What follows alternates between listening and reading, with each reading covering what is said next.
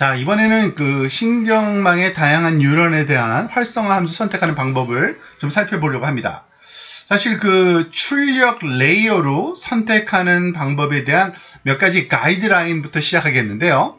타겟 레이블 또는 그 실제 그라운드 트루스 레이블 Y가 무엇인지에 따라서 그 출력 레이어에서 사용할 수 있는 그 활성화 함수의 선택은 굉장히 자연스럽게 결정이 될 겁니다. 그 다음에는 이제 그 히든 레이어에 대한 활성화 함수의 선택 방법도 또 우리가 생각해 볼 수 있는데요. 그 내용을 같이 한번 살펴보도록 하겠습니다. 자, 그 신경망의 다양한 뉴런마다 그 활성화 함수를 다양하게 선택할 수는 있습니다. 하지만 이 마지막 출력층, 지금 여기서는 3층 구조에서 A3라고 하는 마지막 출력층의 결과값, 이것은 보통 우리가 그 f of x의 결과값으로 나타나고 이것이 그 활성화 함수의 결과값으로 주어지겠죠. 그런데 이것이 예측하는 그 타겟 또는 레이블 Y가 있을 텐데요. 이 Y라고 부르는 우리 타겟과 레이블이 무언지에 따라서 아주 자연스럽게 선택이 결정될 수가 있을 겁니다. 자, 특히 그 우리가 예측하고자 하는 그 타겟 레이블 Y가 0 또는 1, 0 또는 1 이런 것이 나오는 그 바이너리 클래시피케이션 이진 문제를 풀 경우에는요. 당연히 이 시그모이드 함수, 왜냐하면은 y가 0 또는 1이 나와야 되기 때문에 시그모이드 함수는 0과 1 사이의 값으로만 나올 수 있고, 특히 이 시그모이드 함수가 이 y 값이 1일 확률, 그죠? 0과 1 사이의 값으로 나오기 때문에 y 값이 제대로 예측되는 확률 값으로 우리가 출력되길 원하기 때문에 이 시그모이드 함수가 아주 적절한 그 선택이 될 겁니다. 로지스틱 회귀하고 아주 마찬가지인 겁니다. 그래서 그 추천하기는 이진 분류 문제를 해결하겠다 하면은 출력층에 시그모이드 함수를 사용하는 것이 가장 일반적이고 적절한 선택입니다. 자, 또 다른 경우에 예를 들어서 regression, 회귀 문제를 우리가 풀고 싶다 하면은 다른 활성화 함수를 선택할 수도 있는데요. 예를 들어서 뭐 주가 변동을 한번 생각해 볼까요? 그러니까 오늘의 주가를 기준으로 내일의 주가가 오를지 또는 떨어질지, 그럼 플러스 또는 마이너스 값으로 이렇게 나올 수가 있습니다. 이런 경우에는 리니어 액티베이션 함수, 즉 선형 활성화 함수를 쓰는 것이 바람직합니다. 그 이유는 왜 그럴까요? 당연히 결과값이 그 포지티브일 수도 있고 네거티브일 수도 있는데 우리한테 주어지는 이 g 값이 이 함수 안으로 들어가서 결과가 예측되기 때문에 이 들어가는 값이, 그러니까 결과로 나오는 값이 플러스 또는 마이너스 값을 가질 수가 있어야 됩니다. 그러면 우리가 그 소개했던 여러 가지 그 선택 중에 아마 리니어 액티베이션 함수가 가장 적절한 함수일 수가 있겠죠. 자, 그리고 마지막으로 y값, 출력값이 0이 아닌 양수값만 취하는 경우가 있을 수도 있습니다. 예를 들어서 우리가 많이 사용했던 그 집의 크기로부터 집의 가격을 예측하는 문제가 그 타겟 값이 항상 포지티브 값이어야죠. 그러니까 이럴 때는 가장 자유로운 선택은 렐루입니다. 렐루. 왜냐하면 렐루는 그 0보다 작을 때는 0의 값을 갖고 0보다 클 때는 양의 실수 값을 갖기 때문에 당연히 이 항상 0보다 큰 값만 출력되겠죠. 그래서 이 그 양수만 출력해야 되는 그런 타겟 값을 우리가 그 모델링 하고 싶다면은 이런 출력단의 액티베이션 함수로 렐루를 쓰는 것이 가장 적절하다고 볼 수 있습니다. 자, 이와 같이 그 출력 레이어에 사용할 그 활성화 함수는요, 우리가 목표로 삼고 있는 레이블, 그리고 타겟 값, 그게 뭔지에 따라서 그냥 자연스럽게 결정된다고 볼 수 있습니다. 지금 보다시피 바이너리 같은 경우에는 시그모이드, 그리고 포지티브, 네거티브를 다 가진 경우에는 리니어 액티베이션 함수, 그리고 만약에 포지티브 값만 가져야 되는 그 실수 결과는 렐루 함수가 가장 적절한 함수라고 생각하시면 되겠습니다. 자, 그렇다면 이제 그 출력단이 아니라 이런 히든 레이어의 경우에는 어떤 그 활성화 함수를 쓰는 게 가장 좋을까요? 결과는 뭐 렐루입니다. 렐루. 요즘에 그 대부분의 신경망을 훈련하는 방법에 있어서 가장 일반적인 선택이 렐루로 사용되고 그 거의 말하자면은 그 기본적인 그러한 그 선택으로 많이 활용되고 있습니다. 자, 사실 앞부분에서는 시그모이드 함수 설명을 많이 했죠. 근데 그 이유는 우리가 로지스틱 그 회기로부터 확장된 개념으로 이걸 설명하다 보니까 로지스틱 회기에서는 당연히 시그모이드 함수를 써야 되고, 그리고 물론 신경망 그 개발 초기에는 시그모이드 활성화 함수를 다소 쓰기는 했었습니다. 그렇지만 이제 거의 그 사용되지 않고요. 렐루만 사용된다고 보시면 되고요. 물론 예외는 있죠. 앞 슬라이드에서 설명한 그 출력단 에서의 말하자면은 그 시그모이드 함수에 활용하는 이진 분류에 있어서는 그 예외 사항이라고 우리가 이해하고 보시면 되겠습니다.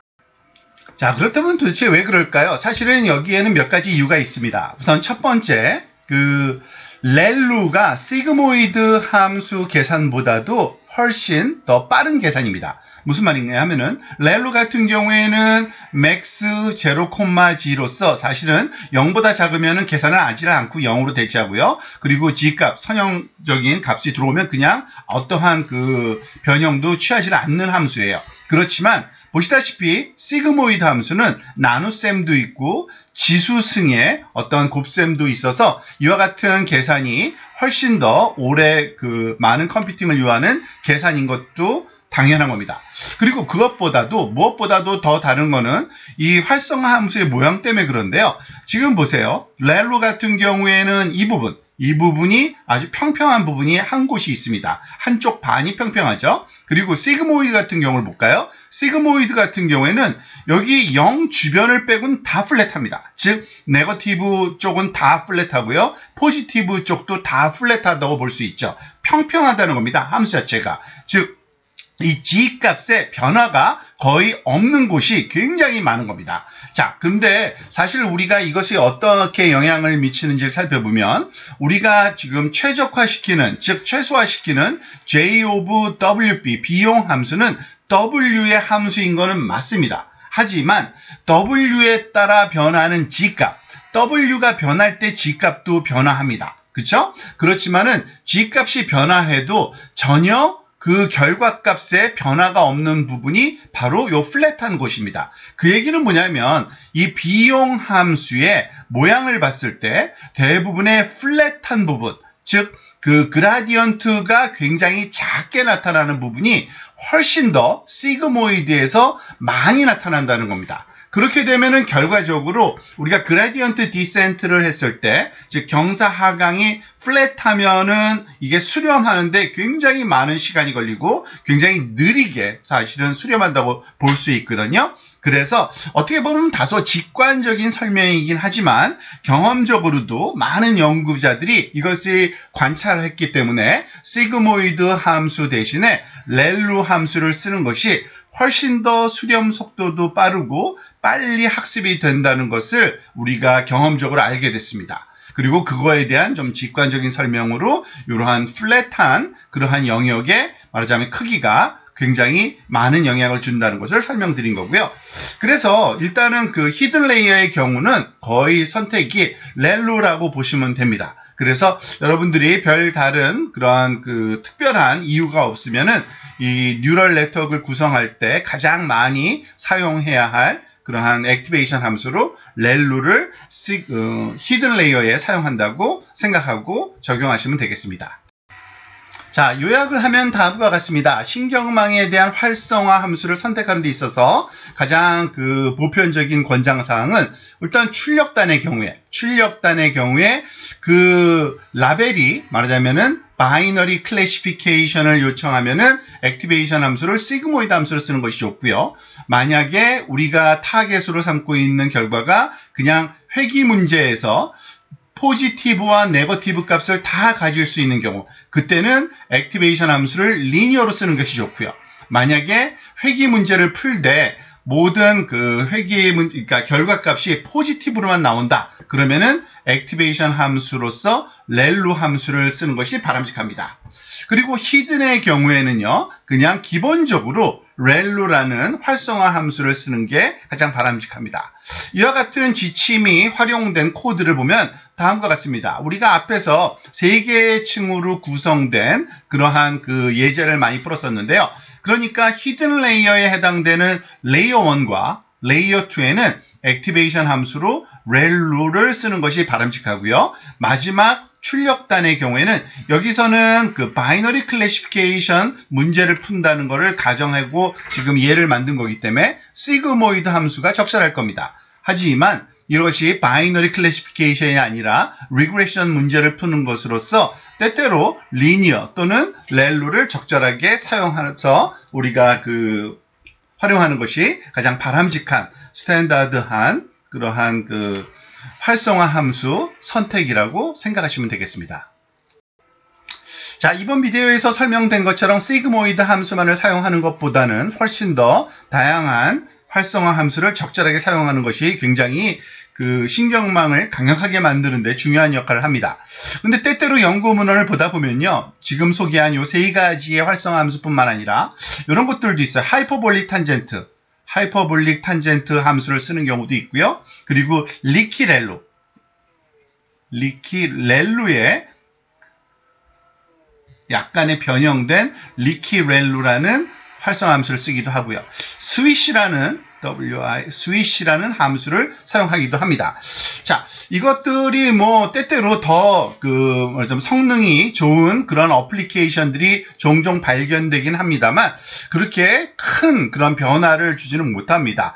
사실 대부분의 응용에서 일반적으로는 조금 앞에서 설명된 렐루와 시그모이드, 리니어 렐루 정도면 충분하고요. 하지만 아주 특별한 경우에는 응용이 이런 하이퍼볼릭 탄젠트나 리키렐루나 스위시가 사용될 수도 있고 그것은 여러분들이 참고하셔서 활용하시면 되겠습니다. 자, 그런데 이제는 이와 같은 활성화 함수, 특히 선형 활성화 함수까지도 소개를 했는데요. 선형 활성화 함수 같은 경우에는 활성화 함수를 안 쓰는 겁니다. 그런데 도대체 활성화 함수가 도대체 왜 중요한지, 그리고 그것이 어떤 의미를 갖는 건지를 또 알고 있어야 되는데 그 내용을 다음 비디오에서 소개하도록 하겠습니다.